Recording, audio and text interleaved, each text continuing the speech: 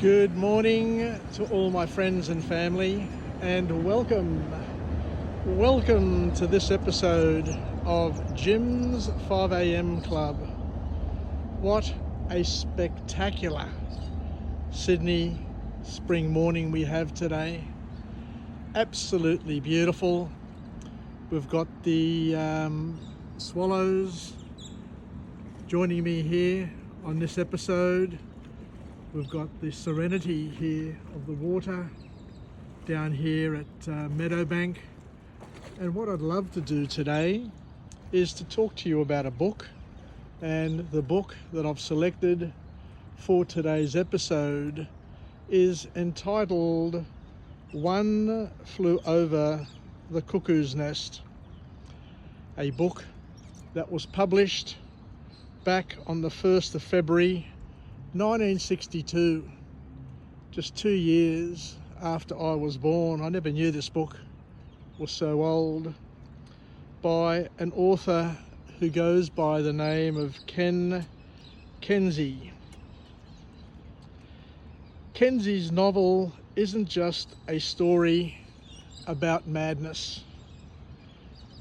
It's a gut-wrenching meditation on freedom, dignity, rebellion, and the high price of authenticity in a world that just prefers its people to remain small and obedient.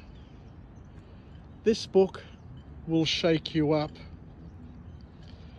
So let's step through it and see what we can glean, what we can take, what we can learn, and what we can incorporate into our inventory of skills, knowledge, and wisdom, and potential power, and see if there's anything we can use to make not only our lives better, but also the lives of those around us who may be struggling at the moment.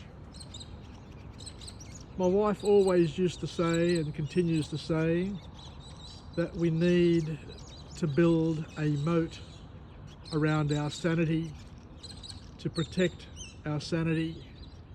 And it is such a true and powerful message echoed in this book as well.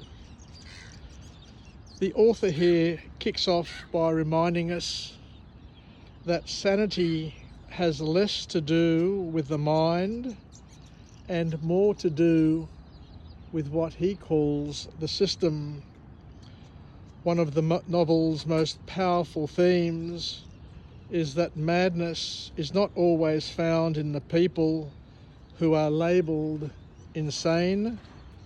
Sometimes it's encoded in the very structure of society.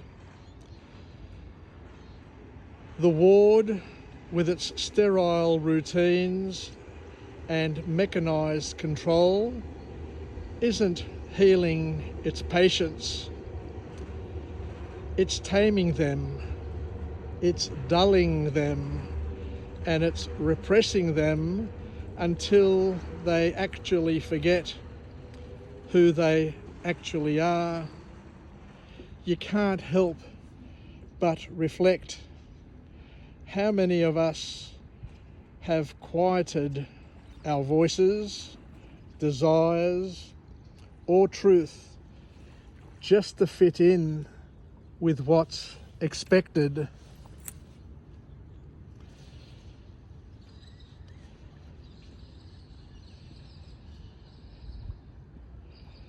McMurphy's arrival is like a thunderstorm in a drought. He reminds everyone, especially the chief, that maybe they're not broken at all. Maybe the world is just afraid of what doesn't conform. And this realization in and of itself will stay with us long after we close the pages of this book. Another key message to come from this author is that rebellion is risky, but it's also redemptive. McMurphy is not a perfect hero. He's crude, he's impulsive, and he's often manipulative at times. But what makes him unforgettable is that he chooses to live loud. He laughs in the face of fear. He questions everything. He teaches others, especially the men in the ward, how to want again, how to hope, and how to make a little bit more of their lives. Watching McMurphy rebel, not just for himself, but for others, reminds us that rebellion doesn't always look like protest signs or revolutions. Sometimes it's as small and as sacred as saying no to something that no longer feels right, laughing in a place where you're expected to remain silent, speaking your truth even when your voice shakes. McMurphy risks everything: his freedom, his sanity, his life, to reclaim dignity, and in doing so he becomes more than a man. He becomes a spark, and he becomes a permission slip.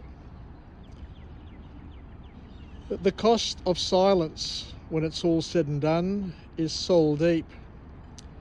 Chief Bromden, our narrator, pretends to be deaf and mute for years. He's silent not because he can't speak, but because he believes no one will listen. And that silence is his shield, his escape, and his prison as well. Reading from his perspective breaks one's heart in quiet, aching ways, because we think about all the times we've bitten our tongue, dimmed our myself, or faded into the background just to keep the peace.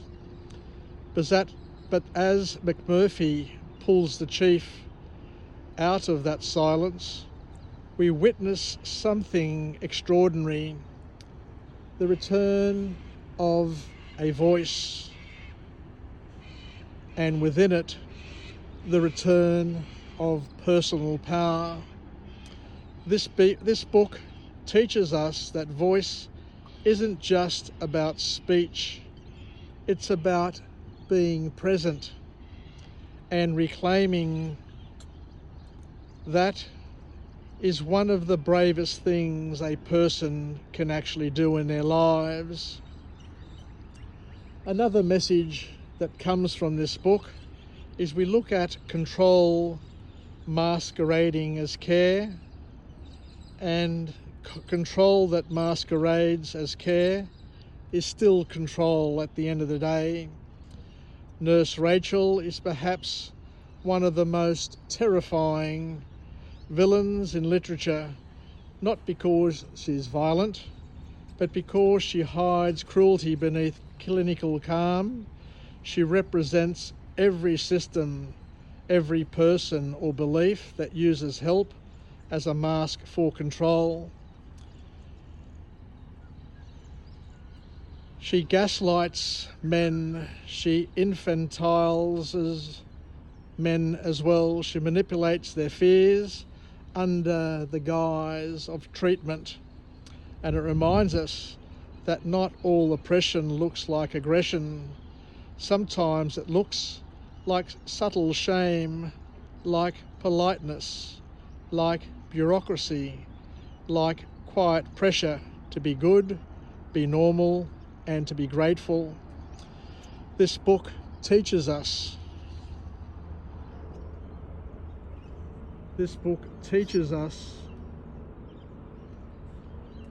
to look more critically at where power hides in plain sight, and to question who gets to define what help looks like.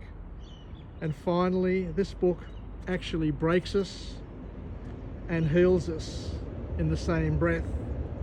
One Flew Over the Cuckoo's Nest isn't just about a psychiatric hospital.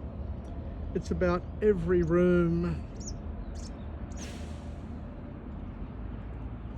It's about every room that tries to shrink us, every institutional expectation or belief that makes us behave, to settle or to shrink. And it's above and about the brave. It's about the reckless.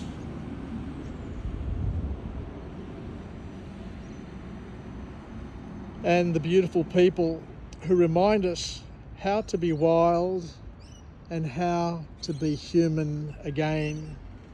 Thank you very much for joining me on this episode of Jim's 5am Club, where we've been through a classic, a movie that made waves back in the day, and a movie that is really telling and shapes our beliefs in uncomfortable ways, I may add.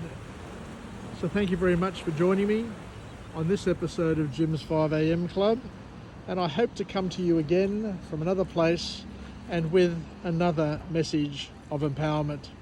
Yasas, take care, and bye for now.